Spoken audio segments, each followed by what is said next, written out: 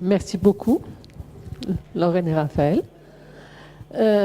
Now we are going to hear the last contribution from a China colleague. This is Yuan. She's going to present you the situation of employment system in China and which are the solutions and these opportunities for digitalization in this so huge public employment service.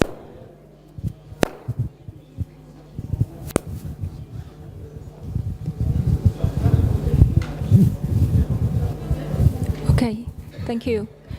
Now I will tell something about digital technology used in China, in our PS system.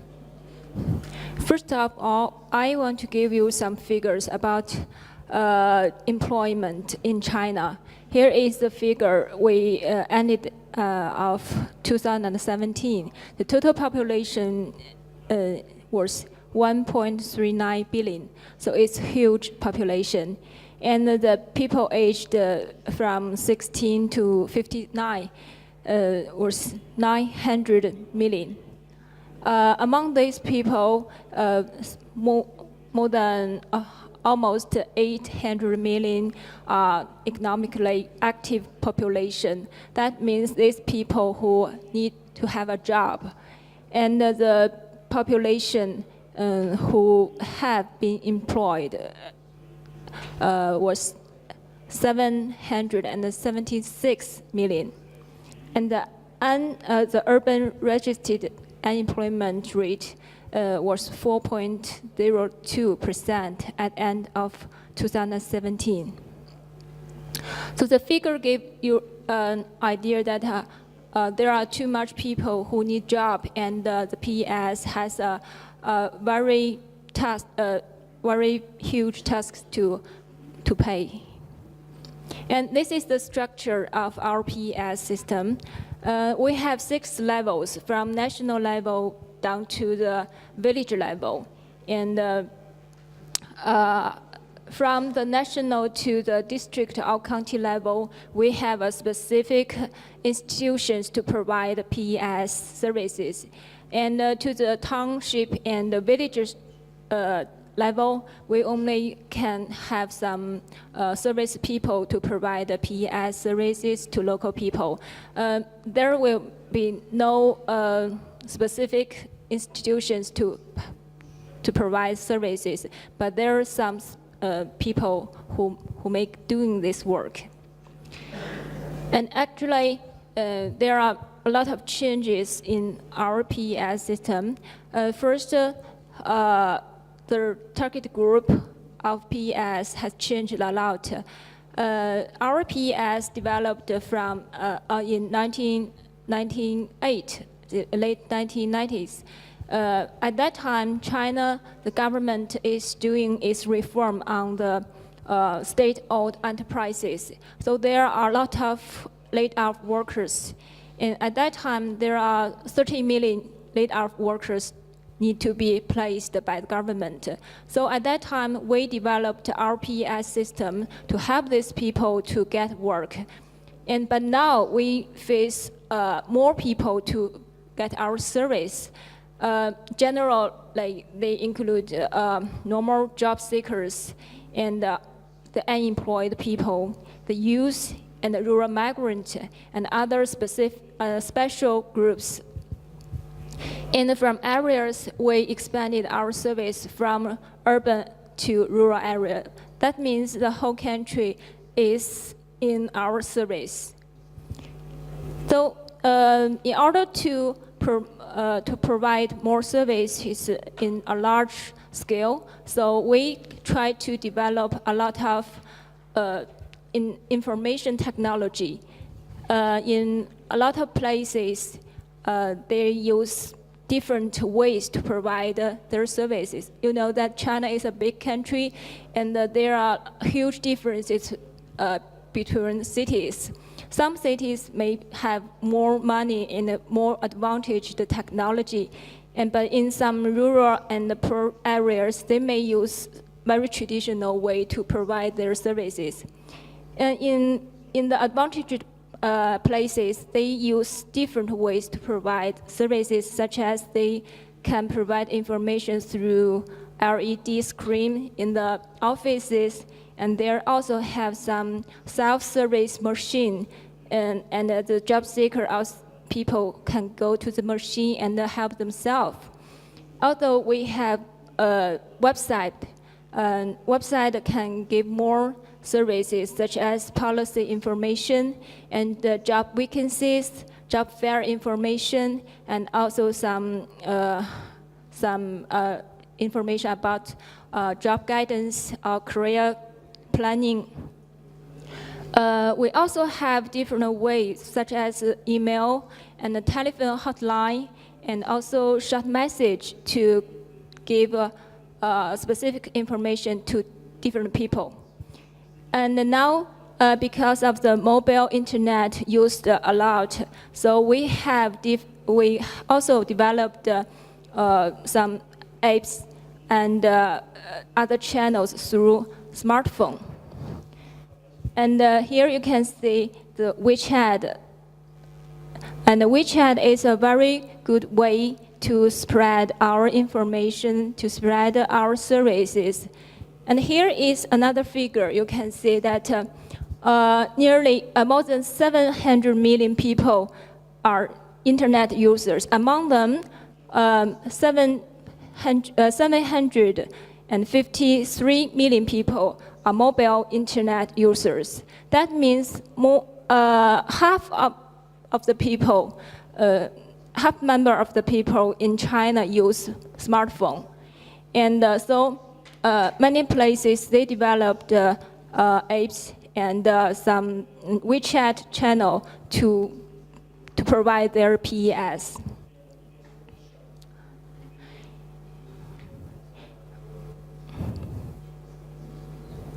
And here shows some examples. For the left side, you can see different brand. And they are, each brand are one WeChat, one WeChat, and it's from Shanghai city.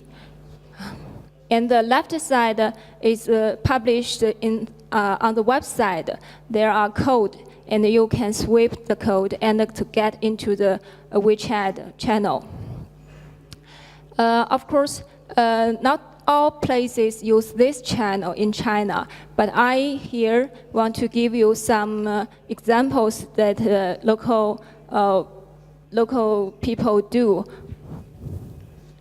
The first one is a normal one. It's in Chongqing city.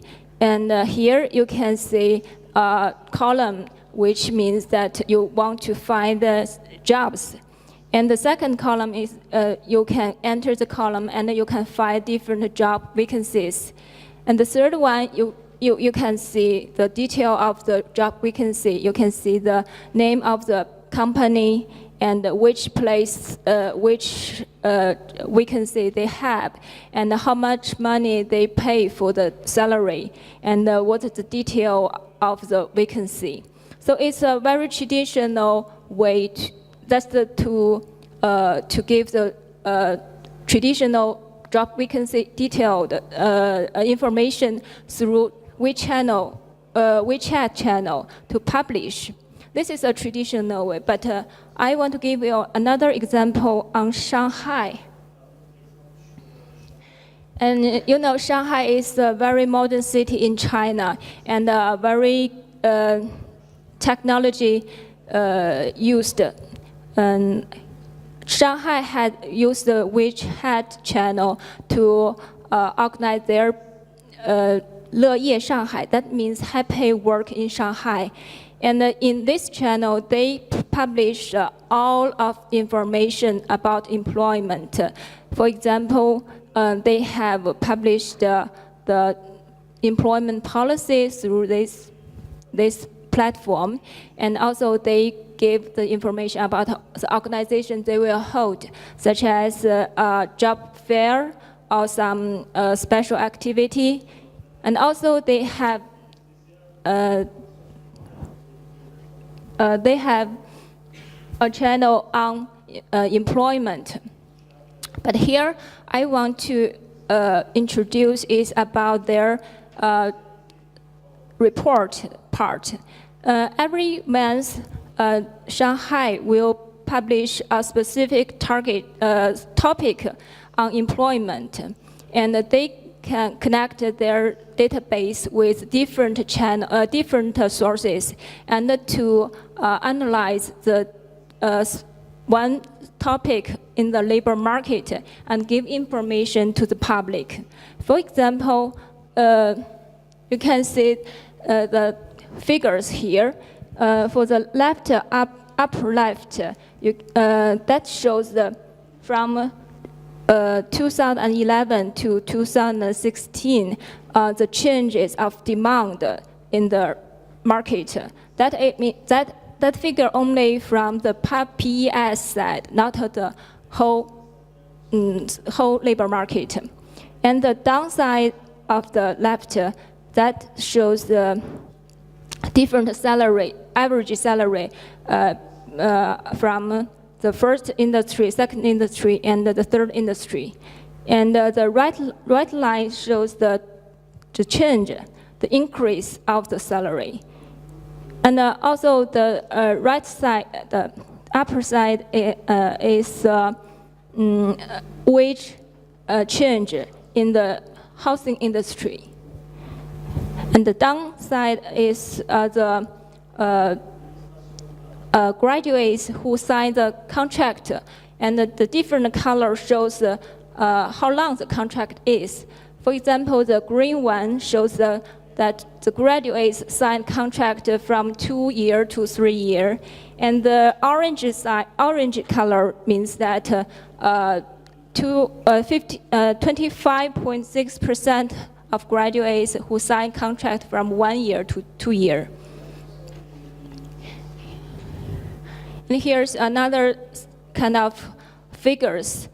And all these figures, they get the information, they get the data both from the PES and some figures from other government departments.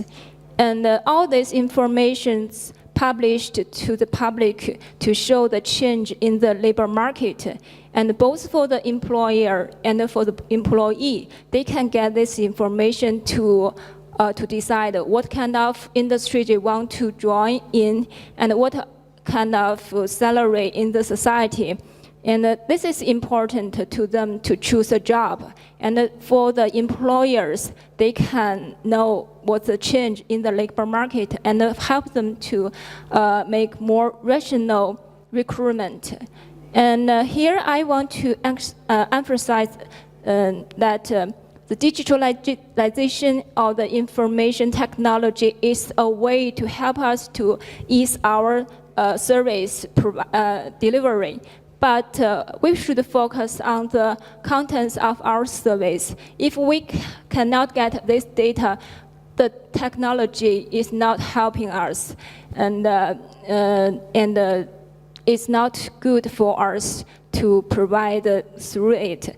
So we should focus on our PES target. We should focus on what kind of service we should provide, and we should focus on the information we held, and to let these resources to be helpful to the job seekers and the employers. So that's all. Thank you.